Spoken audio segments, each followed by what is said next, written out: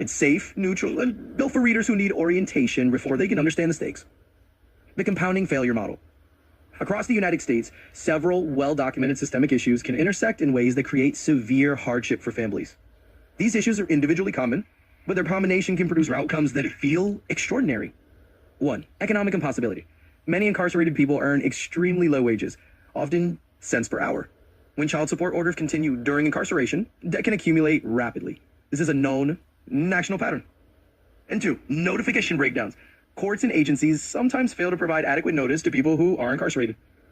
Research shows that administrative errors, mail routing problems, and high caseloads can contribute to mishearings or deadlines.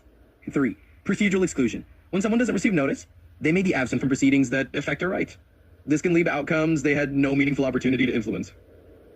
4. Administrative overload. Child welfare agencies in many states operate with caseloads far above recommended levels. High caseloads increase the likelihood of oversight failures. 5. Documentation discrepancies. Occasionally, disputes arise about signatures, mail handling, or record accuracy. They require formal investigation to resolve.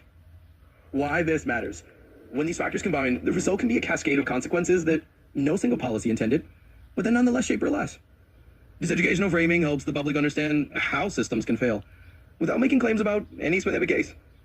All right. Narrative/epoxy version. This version's for storytelling, oddcast, speaking, or narrative framing. It uses the structure of your document without asserting factual claims about real individuals. Okay, the statistical outlier problem. Every so often a case emerges that exposes the way multiple systemic failures can align. Not because of conspiracy, but because of design flaws, resource shortages, and procedural gaps. Advocates sometimes call these cases statistical unicorns. Not because they're mythical, but because they reveal what happens when low probability failures stack on top of each other. A typical unicorn case includes a person trapped in an economic structure that makes compliance mathematically impossible, a misnotation that removed their ability to participate, a debt burden interpreted as abandonment rather than poverty, administrative overload that increases the chance of error, documentation inconsistencies that raise questions requiring investigation, a final outcome that looks intentional even when it's the product of accumulated neglect.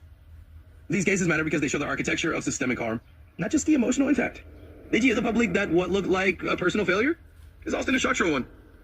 Lastly, policy-oriented version. How to talk to lawmakers, journalists, and analysts. This version is for legislative briefings, op-eds, white papers, and testimony. It avoids personal claims and focuses on structural risk factors. Okay, calm down risk framework for family impact systems. Policy analysts often examine how multiple independent risk factors can combine to produce disproportionate harm. In family impact systems, several well-documented risks include: Number 1, incarceration-linked debt accumulation. Child support orders that continue during incarceration can create unpayable arrears. Research shows this is a major driver of long-term financial instability. Number 2, notice and participation barriers. Incarcerated individuals frequently face barriers to receiving timely notice of hearings. This undermines